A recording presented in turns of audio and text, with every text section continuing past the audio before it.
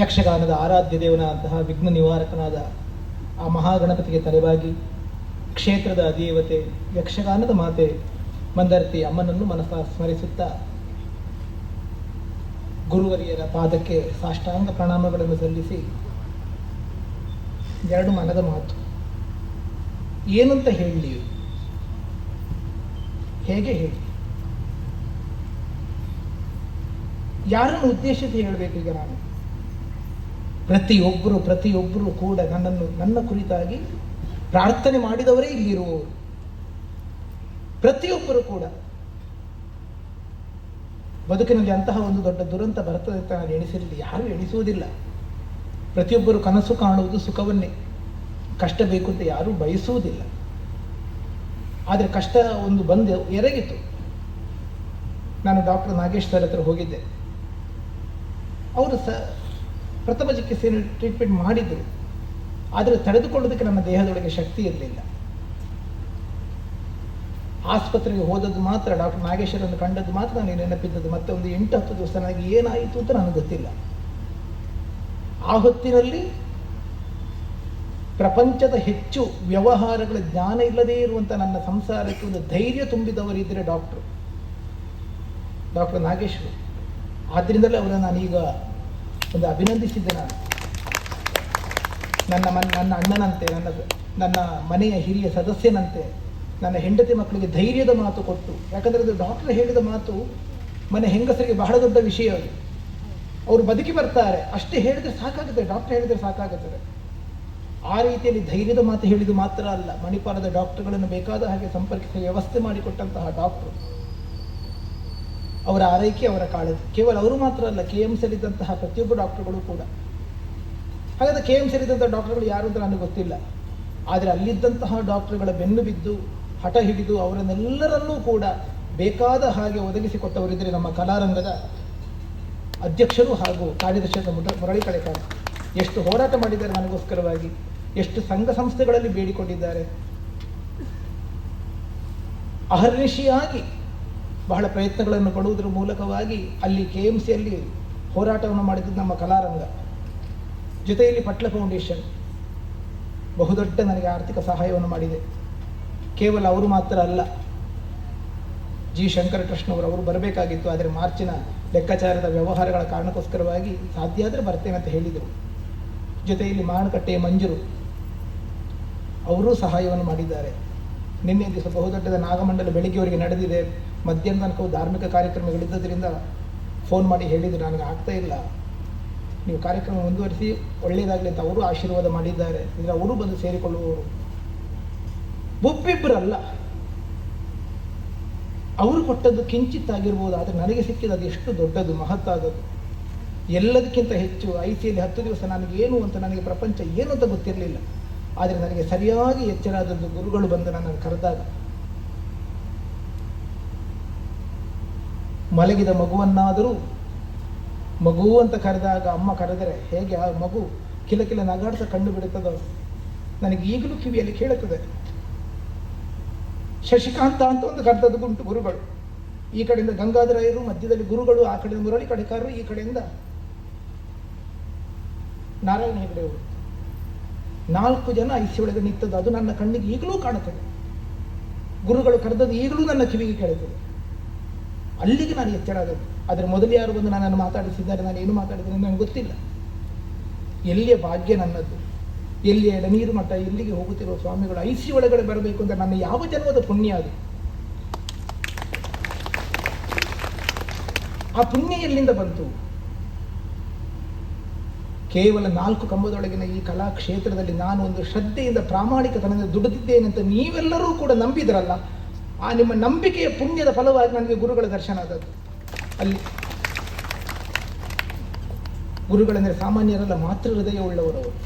ಒಂದು ಮಾತೃ ಹೃದಯದ ಕರೆಗೆ ನಾನು ಕಣ್ಣು ಬಿಟ್ಟು ಅಲ್ಲೇ ಹೇಳಲಿಕ್ಕೆ ಆಗಲಿಲ್ಲ, ಆದರೂ ಕೈ ಮುಗಿದು ಗುರುಗಳಿಂದ ಕರೆದದ್ದು ನನಗೆ ನೆನಪುಂಟು.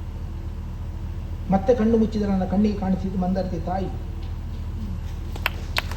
ಕಣ್ಣಿಗೆ ಕಾಣಿಸಿದ್ದಾಳೆ ನನಗೆ. ಬೆನ್ನ ಹಿಂದೆಗಡೆಯಿಂದ ಗುರುರಾಯರು ಕಾಣಿಸಿದ್ದಾರೆ. ಎಷ್ಟೆಷ್ಟೋ ಜನ ಹರಕೆಯನ್ನು ಹೇಳಿಕೊಂಡದ್ದುಂಟು. IC ಒಳಗಡೆ ಬಂದು ಪ್ರಸಾದ ಕೊಟ್ಟದ್ದುಂಟು. ಶಬರಿಮಲೆಗೆ ಇರುಮುಡಿ ಹೊತ್ತುಕೊಂಡು ಹೋಗಿ ಅಲ್ಲಿಯ ಮೂಲ ಪ್ರಸಾದ ತಂದು ನನ್ನ ಹಣೆಗೆ ಹಚ್ಚಿ ಇವರನ್ನು ಎಬ್ಬಿಸು, ಇವರ ತಲೆ ಮೇಲೆ ಇರುಮುಡಿ ಹೊತ್ತಿಸ್ಕೊಂಡು ಬರ್ತೇನೆ, ಇವರನ್ನು ಬದುಕಿಸಿ, ಏನು ಸಂಬಂಧ? ಅಂತಹ ಪುಣ್ಯಾತ್ಮರಿದ್ದಾರೆ. ಎಷ್ಟೋ ಜನ ಈಗ ಫೋನ್ ಮಾಡಿ ಹೇಳ್ತಾರೆ, ನೀವೊಮ್ಮೆ ಫ್ರೀ ಇದ್ದಾಗ ಹೇಳಿ, ನಾನೊಂದು ಹರಕೆ ಹೇಳಿಕೊಂಡಿದ್ದೇನೆ ನಮ್ಮ ದೈವಸ್ಥಾನಕ್ಕೆ, ಒಂದು ತುಲಾಭಾರ ಸೇವೆ ಉಂಟು, ಒಂದು ರಂಗಪೂಜೆ ಉಂಟು ಎನ್ನುವ ಹಾಗೆ. ಅಭಿಮಾನಿಗಳ ಹರಕೆ ಆಯಿತಲ್ಲ. ಒಬ್ಬ ಕಲಾವಿದನಂತಹ ನನ್ನನ್ನು ವೃತ್ತಿ ರಂಗದಲ್ಲಿ ಒಂದು ಅಸೂಯೆ ಅಂತ ಒಂದುಂಟು, ಸಹಜ, ಅದು ತಪ್ಪಲ್ಲ. ವೃತ್ತಿ ಮಾತ್ಸರ್ಯ ಅಂತ ಎನ್ನುವಂಥದ್ದು ದೊಡ್ಡ ದೊಡ್ಡ ಉದ್ದಿಮೆಗಳಲ್ಲಿ ಉಂಟು, ಚಿತ್ರರಂಗಗಳಲ್ಲಿ ಉಂಟು, ಎಲ್ಲ ಕ್ಷೇತ್ರಗಳಲ್ಲಿ ಉಂಟು. ಆದರೆ ನಮ್ಮ ಈ ರಂಗಸ್ಥಳದಲ್ಲಿ ನನ್ನನ್ನು ಕಲಾವಿದರು ಎಷ್ಟು ಪ್ರೀತಿಸಿದರು, ಎಷ್ಟು ಜನ ಕಲಾವಿದರು ಹರಕೆ ಹೇಳಿಕೊಂಡ್ರು.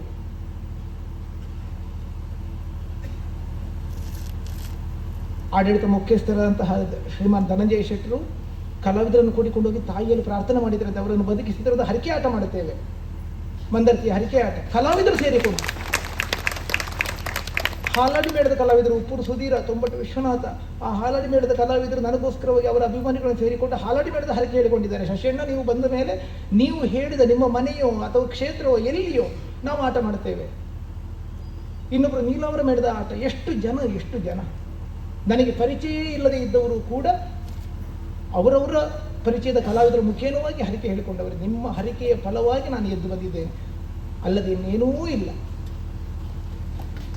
ಕಾಲಿಗೆ ಗೆಜ್ಜೆ ಕಟ್ಟುವಾಗ ನಾನು ದೇವತಾ ಪ್ರಾರ್ಥನೆ ಮಾಡಿ ಆ ಮಂದರತಿ ತಾಯಿಯನ್ನು ನೆನಪು ಮಾಡಿಕೊಂಡೇ ನಾನು ರಂಗಸ್ಥಳ ಏರಿದ್ದು. ನಾನು ಬಡಗುತಿಟ್ಟಿಗೆ ಬಂದದ್ದು ಇದೇ ನೆಲದಲ್ಲಿ. ಮಂದರತಿ 3ನೇ ಮೇಳ ಆಗುವಾಗ ನಾನು ಇದೇ ಸ್ಥಳದಲ್ಲಿ ಗೆಜ್ಜೆ ಕಟ್ಟಿ ವೃತ್ತಿರಂಗಕ್ಕೆ ಬಂದವ. ಮತ್ತೆ ಹಿಂತಿರುಗಿ ನೋಡುವ ಹಾಗೆ ಮಾಡಲಿಲ್ಲ ಆ ತಾಯಿ, ನನ್ನನ್ನು ಯಶಸ್ಸಿನ ಮೆಟ್ಟಿಲಲ್ಲಿ ಏರಿಸ್ತಾ ಹೋಗಿ. ಆ ಕಾರಣಕ್ಕೋಸ್ಕರವಾಗಿ ನಾನು ಆಸ್ಪತ್ರೆಯಲ್ಲಿರುವಾಗಲೇ ನನ್ನ ಗೆಳೆಯರಲ್ಲಿ ಹೇಳಿದೆ, ನನಗೆ ಮಂದರತಿಯಲ್ಲಿ ಗೆಜ್ಜೆ ಕಟ್ಟಬೇಕು, ನಾನು ಮಂದರತಿಯಲ್ಲಿ ನಾನು ಗೆಜ್ಜೆ ಕಟ್ಟಿಕೊಂಡು ಮುಂದುವರಿಯಬೇಕು, ನನಗೆ ಅದಕ್ಕೆ ವ್ಯವಸ್ಥೆ ಮಾಡಿಕೊಂಡು, ನನಗೆ ಅಷ್ಟೇ ಬೇಕಾದ ಎಂಥದ್ದು ಬೇಡ. ಅದೆಷ್ಟು ಚಂದದಲ್ಲಿ, ಇಷ್ಟು ವೈಭವದಲ್ಲಿ, ಇಷ್ಟು ಶಿಸ್ತಿನಲ್ಲಿ, ಗುರುಗಳ ಸನ್ನಿಧಾನದಲ್ಲಿ ಒಂದು ನಡೆಯುತ್ತದಂತೆ ನಾನು ಎಣಿಸಿಕೊಂಡಿರಲಿಲ್ಲ. ಆದರೆ ಅದಕ್ಕೆಲ್ಲ ಕಾರಣರಾದದ್ದು ನನ್ನ ಗೆಳೆಯರು ಹಾಗೂ ಅಭಿಮಾನಿಗಳಂತಹ ನೀವು. ಎಷ್ಟು ಜನ ಬೆನ್ನಿಗೆ ನಿಂತರು, ಎಷ್ಟು ಜನ ಧೈರ್ಯದ ಮಾತು ಹೇಳಿದರು. ಇತ್ತು ಅಪವಾದಗಳು ಕೇಳಿದ್ದೇನೆ, ಹಿಂದುಗಡೆದು ಏನೇನೋ ಮಾತಾಡಿದರು, ನೆಗೆಟಿವ್ ಮಾತಾಡಿದರು. ಆ ಕಾಯಿಲೆ ಉಂಟಂತೆ, ಈ ಕಾಯಿಲೆ ಉಂಟಂತೆ, ಏನೇನೋ ಉಂಟಂತೆ, ಹಾಗಂತೆ ಹೀಗಂತೆ, ಬದುಕುವುದಿಲ್ಲಂತೆ, ವೆಂಟಿಲೇಟರ್ ತೆಗೆದರೆ ಹೋಯ್ತಂತೆ. ನನಗೆ ಹುಷಾರಾದ ಮೇಲೆ ಬಂದಿದೆ. ಶ್ರದ್ಧಾಂಜಲಿಯ ಇಮೇಜನ್ನು ಕೂಡ ಸಿದ್ಧಪಡಿಟ್ಟಿದ್ದರು. ಇರಲಿ, ಬೇಡ, ಇಷ್ಟು ಸಂತೋಷದ ಜೊತೆ ನೆಗೆಟಿವ್ ಯಾಕೆ, ಋಣಾತ್ಮಕವಾದ ವಿಚಾರವನ್ನು ಬಿಡೋಣ. ಆದರೆ ನಾನು ಮತ್ತೆ ಬದುಕಿ ಬರಬೇಕೆನ್ನುವಂಥ ಒಂದು ಛಲ, ಬದುಕಿ ಬರಬೇಕಿರುವಂಥ ಕನಸು, ಆಸೆಗಳು ನಿಮ್ಮೊಳಗೆ ಹೇಗಿತ್ತೋ ಬದುಕಿ ಬರಬೇಕಂತ ಛಲ ನನ್ನೊಳಗೂ ಇತ್ತು. ಅದಕ್ಕೆ ಪೂರಕವಾಗಿ ಬೆಂಬಲವಾಗಿ ಬಂದವರು ನೀವೆಲ್ಲರೂ ಕೂಡ. ನಾನೀಗ ದಯವಿಟ್ಟು ನನ್ನ ಹೆಸರು ಹೇಳಲಿಕ್ಕೆ ಹೋಗೋದಿಲ್ಲ, ಯಾರ ಹೆಸರು ಅಂತ ಹೇಳಿ. 10 ರೂಪಾಯಿಯಿಂದ ಹಿಡಿದು ಲಕ್ಷಗಟ್ಟಲೆ ಕೊಟ್ಟವರಿದ್ದಾರೆ. ಅಲ್ಲದ್ರೆ ಆಸ್ಪತ್ರೆ ಬಿಲ್ ನಾನು ಹೇಗೆ ಸಂಪಾದನೆ ಮಾಡಿಕೊಡ್ಲಿ? ಈಗ 4-5 ತಿಂಗಳಿಂದ ನಾನು ಮನೆಯಲ್ಲೇ ಇದ್ದೇನೆ, ಊಟಕ್ಕೇನು ಮಾಡಲಿಲ್ಲ. ನಡಿಬೇಕಲ್ಲ, ಸಂಸಾರ ನಡೀಬೇಕಲ್ಲ. ಮನೆಯವರೆಗಾಗಿ ಬಂದು ಕಲಾವಿದ ಬಂಧುಗಳು, ಮೈಯರು, ಕೊಂಡದ ಕುಳಿಯವರು, ಇನ್ನುಳಿದಂತಹ ಎಷ್ಟು ಜನ, ತಪ್ಪು ತಿಳಿಬೇಡಿ, ನನಗೆ ಹೆಸರನ್ನು ಅಂದರೆ ತುಂಬ ಜನ ಇದೆ. ಕಾರವಾರ ತುದಿಯಿಂದ ಹಿಡಿದು ಕಾಸರಗೋಡಿನವರೆಗಿನ ನನ್ನ ಅಭಿಮಾನಿಗಳೆಲ್ಲರೂ ಹೆಚ್ಚಾಗಿ ಮನೆಗೆ ಬಂದಿದ್ದಾರೆ. ದಿನಸಿ ಸಾಮಾನು ತಂದು ಕೊಟ್ಟಿದ್ದಾರೆ, ಅಕ್ಕಿ ಬೆಲೆಗಳನ್ನು ಕೊಟ್ಟಿದ್ದಾರೆ, ಅವರಿಗೆ ಆದಷ್ಟು ಹಣಗಳನ್ನು ಕೊಟ್ಟಿದ್ದಾರೆ, ಧೈರ್ಯದ ಮಾತುಗಳನ್ನು ಆಡಿದ್ದಾರೆ. ಅದಕ್ಕಿಂತಲೂ ಹೆಚ್ಚಾದದ್ದು, ನಾನು ಮಲ್ಕೊಂಡು ನನಗೆ ಸೊಂಟದಲ್ಲಿ ಬಲವೇ ಇಲ್ಲದೆ ನಡೀಲಿಕ್ಕೆ ಆಗದೇ ಇದ್ದಂಥ ಹೊತ್ತಿನಲ್ಲಿ ಮನೆಯ ತನಕ ಸಂಸಾರ ಸಮೇತ ಬಂದು ಧೈರ್ಯದ ಮಾತಾಡಿ ನನಗೆ ವಾಕರ್ ತಂದುಕೊಟ್ಟು, ವೀಲಿಂಗ್ ಕಮೋಡನ್ನು ತಂದುಕೊಟ್ಟವರು ವೆಂಕಟೇಶ್ ವೈದ್ಯರು. ಎಷ್ಟು ಸಲ ಬಂದಿದ್ದಾರೆ ನನ್ನ ಮನೆಗೆ. ಯಶಸ್ವಿ ಕಲಾವಂದದ ವೆಂಕಟೇಶ್ ವೈದ್ಯರು ಬಂದುಕೊಂಡು ವಾಕರ್ ತಂದುಕೊಟ್ಟು, ಎದ್ದು ಬರಬೇಕು ನೀವು. ಅಷ್ಟೇ ಅಲ್ಲ, ಶ್ವಾಸಕೋಶದ ನನಗೆ ತೊಂದರೆ ಉಂಟು ಅಂತ ಕೇಳಿದಾಗ ಮತ್ತೆ ನಿಮ್ಮನ್ನು ರಂಗಸ್ಥಳದಲ್ಲಿ ಬೇಗ ಕಾಣಬೇಕು, ನೀವು ಎದ್ದು ಓಡಾಡುವಾಗ ಆಗುತ್ತೀರಿ ಎನ್ನುವ ಹಾಗೆ ನಂಚಾರ್ನ ಗೋಶಾಲೆಯ ರಾಜೇಂದ್ರ ಚಕ್ಕೇರ್ ಅವರು ನನಗೆ ಒಂದು ಪ್ರಾಣಾಯಾಮ ಹೇಳಿಕೊಟ್ಟು, ಮನೆಗೆ ಬಂದು ನನಗೆ ಪ್ರಾಣಾಯಾಮ ಹೇಳಿ. ಆದರೆ ನಾನು ಇಷ್ಟು ಬಗ್ಗೆ ಹೇಳ್ತಿರ್ಲಿಲ್ಲ. ಎಲ್ಲಿಯ ಸಂಬಂಧ, ನನಗೆ ಅವರ ವಿಶೇಷವಾದ ಪರಿಚಯ ಏನೂ ಅಲ್ಲ. ಅವರು ಒಂದು ಆಟ ಆಡಿಸಿದಲ್ಲಿ ನಾನು ಅಂಬೆ ಮಾಡಿದ್ದೇನೆ ಅಷ್ಟೇ. ಹಾಗಾದರೆ 4 ಕಂಬಗಳೊಳಗಿನ ಈ ರಂಗಸ್ಥಳದಲ್ಲಿ 4 ಶಬ್ದಗಳ ಯಕ್ಷಗಾನ ಎನ್ನುವಂಥ ಒಂದು ದೊಡ್ಡ ಕಲಾ ಸಂಪತ್ತನ್ನು ನೆಚ್ಚಿಕೊಂಡಂತಹ ನಾನು ಕಲಾ ಸರಸ್ವತಿಯನ್ನೇ ನಂಬಿಕೊಂಡದ್ದರಿಂದ ಆ ಕಲಾ ಸರಸ್ವತಿ ನಿಮ್ಮೆಲ್ಲರ ಮುಖೇನವಾಗಿ ನನ್ನನ್ನು ಉಳಿಸಿಕೊಟ್ಟಿದ್ದಾಳೆ. ಆದ್ದರಿಂದ ನಿಮ್ಮ ಅಂತ ಈ ನೆರವು, ನಿಮ್ಮ ಈ ಪ್ರೋತ್ಸಾಹ, ನಿಮ್ಮ ಆಸೆ ಯಾವ ಕಾಲಕ್ಕೂ ನಾನು ಮರೀಲಿಕ್ಕಿಲ್ಲ. ಹೇಳಿದರು ನಮ್ಮೊಳಗೊಂದು ವಿಲ್ ಪವರ್ ಬೇಕೆನ್ನುವ ಹಾಗೆ. ನೀವೆಲ್ಲ ಬಯಸಿದ್ರೆ ನಾನು ಮತ್ತೆ ಬರಬೇಕು. ಈಗಲೂ ನಾನು ಲೈವ್ನಲ್ಲಿ ಕೆಲವರೆಲ್ಲ ಕಮೆಂಟ್ ಹಾಕಿ ನೋಡಿದೆ, ದಾಕ್ಷಾಯಿಣಿ ಮತ್ತೆ ಬರ್ತಾ ಇದ್ದಾಳೆ, ದಾಕ್ಷಾಯಿಣಿ ಮತ್ತೆ ಬರ್ತಾ ಇದ್ದಾಳೆ. ಎಲ್ಲಿಯೋ ಕೂತವರು. ಹಾಗಾದರೆ ನಿಮ್ಮೊಳಗೆ ಅಷ್ಟು ತುಡಿತ ಉಂಟು ಅಂತಂದರೆ ನಾನು ಬೇಗ ಎದ್ದು ಬರಬೇಕಾ ಬೇಡುವ? ಯೋಚನೆ ಮಾಡಿ. ಕೆಲವರು ಕೇಳಿದರು, ಸಾಧ್ಯ ಇಲ್ಲ ಉಳಿದವರಿಗಾದ್ರೆ 6 ತಿಂಗಳು ಮಲ್ಕೊಂಡಲ್ಲೇ ಇರ್ತಾರೆ, 1 ವರ್ಷದ ತನಕ ಮತ್ತೆ ಎದ್ದು ಬರಲಿಕ್ಕೆ ಸಾಧ್ಯ ಇಲ್ಲ, ಹೇಗೆ ಎದ್ದು ಬಂದಿರಿ? ಆದಷ್ಟು ಧನಾತ್ಮಕವಾಗಿ ಚಿಂತಿಸೋಣ ಅಂತ ನಾನು ಅಷ್ಟೇ ಹೇಳುವುದು. ಬೇಕಾದರೆ ಯೋಚಿಸುವ, ನಾವು ಒಂದು ಗಳಿಗೆ ಒಂದು ನೆಲ್ಲಿಕಾಯಿ 4 ತುಂಡು ಮಾಡುವ, ಸ್ವಲ್ಪ ಉಪ್ಪು ಮತ್ತು ಖಾರ ಹಾಕುವ, ಬಾಯೊಳಗೆ ಹಾಕಿ ಜಗಿಯುವ, ಏನಾಗುತ್ತದೆ? ಹೆಚ್ಚು ಕಡಿಮೆ ಒಂದಿಷ್ಟು ಜನರ ಬಾಯಲ್ಲಿ ನೀರು ಬಂದಿರ್ಬೋದಲ್ಲ. ಹಾಗಾದರೆ ನಾವು ಏನನ್ನು ಯೋಚಿಸ್ತೇವೋ ನಮ್ಮ ಮೆದುಳು ಅದಕ್ಕೆ ಸರಿಯಾದ ಚಿಂತನೆಯನ್ನು ಮಾಡಿ ನಮ್ಮ ದೇಹವನ್ನು ಸಿದ್ಧ ಮಾಡುತ್ತದೆ. ಅದೇ ರೀತಿಯಲ್ಲಿ ನಾನು ಆಸ್ಪತ್ರೆಯಿಂದ ಮನೆಗೆ ಬಂದಾಗ ನಾನು ನೆನಪು ಮಾಡಿದ್ದೆ ಮಂದಾರ್ತಿ ತಾಯಿಯನ್ನು, ನಿನ್ನ ರಥೋತ್ಸವ ದಿವಸ ನಾನು ಗೆಜ್ಜೆ ಕಟ್ಟಿ ನಿನ್ನೆ ಎದುರು ನಿಲ್ಲುವ ಹಾಗೆ ಮಾಡಬೇಕಮ್ಮ ನೀನು. ನಾನು ಬಂದಿದ್ದೇನೆ ನಾನು ಗೆಜ್ಜೆ ಕಟ್ಟಿರುವ ಆವಾಗಲೇ ಯೋಚನೆ ಮಾಡಿದೆ, ಮುಂದಿನ ಯುಗಾದಿಯ ದಿವಸಕ್ಕೆ ನಾನು ಮತ್ತೆ ಮೇಳಕ್ಕೆ ಹೋಗುವಾಗ ನೀನು ನನ್ನನ್ನು ಸಿದ್ಧತೆ ಮಾಡಿಕೊಡು. ಅದನ್ನು ನಡೆಸಿದ್ದಾಳೆ ಆ ತಾಯಿ. ಆದ್ದರಿಂದ ಆ ತಾಯಿಯನ್ನು ನಾನು ಯಾವ ಕಾಲಕ್ಕೂ ಮರೆಯುವುದರಲ್ಲಿ ಮರ್ತದ್ದೂ ಇಲ್ಲ. ಬಣ್ಣ ಹಚ್ಚುವಲ್ಲಿಂದ, ಗೆಜ್ಜೆ ಕಟ್ಟುವಲ್ಲಿಂದ, ರಂಗಸ್ಥಳ ಏರುವಲ್ಲಿಂದ ದಿನನಿತ್ಯ ಅವಳ ಪ್ರಾರ್ಥನೆಯನ್ನು ನಾನು ಮಂದಾರ್ತಿ ಮೇಳಕ್ಕೆ ಸೇರಿದಂದಿನ ಮಾಡ್ತಾ ಬಂದಿದ್ದೇನೆ. ಆ ತಾಯಿ ನಿಮ್ಮೆಲ್ಲರ ಮುಖೇನವಾಗಿ ನನ್ನನ್ನು ಉಳಿಸಿಕೊಟ್ಟಿದ್ದಾಳೆ. ಆ ನೆನಪು ನನಗೆ ಈಗಲೂ ಉಂಟು. ಇನ್ನು ಮುಂದೆ ಗೆಜ್ಜೆ ಕಟ್ಟುವಾಗ ಕೇವಲ ದೇವತಾ ಸ್ತುತಿ ಮಾತ್ರ ಅಲ್ಲ, ಅಭಿಮಾನಿಗಳಂತಹ ನಿಮ್ಮೆಲ್ಲರ ಒಂದು ಹೆಸರನ್ನು ಹೇಳಿ ಗೆಜ್ಜೆ ಕಟ್ಟಿ ಮತ್ತು ರಂಗಸ್ಥಳಕ್ಕೆ ಬರ್ತೇನೆ. ಆಗ ನಾನು ಊರುವ ಕಾಲು ಅದು ಜಾರುವ ಕಾಲಲ್ಲ, ಅದು ನಿಲ್ಲುವ ಕಾಲ ಆಗುತ್ತದೆ. ಯಾಕೆಂದರೆ ನನ್ನ ಉಸಿರಿನ ಜೊತೆ ನಿಮ್ಮೆಲ್ಲರ ಉಸಿರು ಕೂಡ ಸೇರಿಕೊಂಡಿರ್ತೇವೆ ಅನ್ನೋ ವಿಶ್ವಾಸದಿಂದ ಮತ್ತೆ ಮತ್ತೆ ಮತ್ತೆ ಮತ್ತೆ ನಾನು ನಿಮಗೆ ನಮನವನ್ನು ಸಲ್ಲಿಸ್ತಾ ಇದ್ದೇನೆ. ಕೆಲವರ ಹೆಸರು ಬಿಟ್ಟು ಹೋಗಿರ್ಬೋದು, ಅಥವಾ ಕೆಲವು ಒಂದಿಷ್ಟು ಮರೆತು ಹೋಗಿರ್ಬೋದು.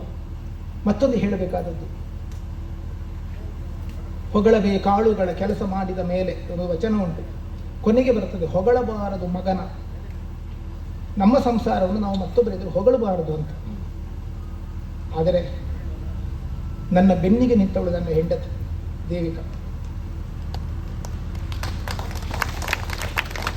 ಎಲ್ಲಿವರೆಗಾದ್ರೆ ಕೆಲವರು ಅವಳತ್ರವೇ ಹೇಳಿದ್ರಂತೆ, ನೀವು ನಿಮಗೆ ನಿನ್ನ ಗಂಡನಿಗೆ ಆ ಕಾಯಿಲೆ ಉಂಟು, ಈ ಕಾಯಿಲೆ ಉಂಟು, ಬದುಕುವುದಿಲ್ಲ. ಧೈರ್ಯದ ಮಾತಾಡಬೇಕಂತ ಹೊತ್ತಿನಲ್ಲಿ ಅಂಥ ಮಾತು ಅವಳತ್ರ ಹೇಳಿದ್ದುಂಟಂತ. ಅವಳೊಂದೇ ಮಾತು ಹೇಳಿದ್ದಳು, ನನ್ನ ಮಾಂಗಲ್ಯ ಬಗ್ಗೆ ಗಟ್ಟಿ ಇದ್ರೆ ಅವರು ಹೇಗಿದ್ರು ನಾನು ಉಳಿಸಿಕೊಳ್ತೇನೆ. ಅವರು ಹೇಗಿದ್ರು ನನಗೆ ಬೇಕು. ಆ ಧೈರ್ಯ ಉಂಟಲ್ಲ, ನನ್ನ ಮಗುವಿನಂತೆ ತಮ್ಮನ ಹಾಗೆ ನನ್ನನ್ನು ಆರೈಕೆ ಮಾಡಿದವಳಿದ್ದಾಳೆ. ಅದರಿಂದ ಅವಳನ್ನು ನಾನು ನೆನಪು ಮಾಡಿಕೊಳ್ಳೇಬೇಕು. ಅವಳಿಗೂ ಒಂದು ಧನ್ಯವಾದ. ಜೊತೆಯಲ್ಲಿ ಹೆಚ್ಚು ಕಡಿಮೆ 38-40 ದಿವಸ ನಾವು ಮನೆಯ ಪರಿವಿಲ್ಲದೆ ನಾವು ಗಂಡ ಹೆಂಡತಿ ಮನೆಯಲ್ಲಿ ಆಸ್ಪತ್ರೆಯಲ್ಲಿ ಇದ್ದೇವೆ. ಅಷ್ಟು ದಿವಸವೂ ಮನೆಯ ಹೊಣೆಗಾರಿಕೆಯನ್ನು ನೋಡಿಕೊಂಡವ 16 ವರ್ಷದ ನನ್ನ ಮಗ ಶಿವರಂಜನ್, ಈಗ ನಿಮ್ಮೆದುರು ಲಕ್ಷ್ಮಣನಾಗಿ ಪಾತ್ರ ಮಾಡಿದ್ದವು.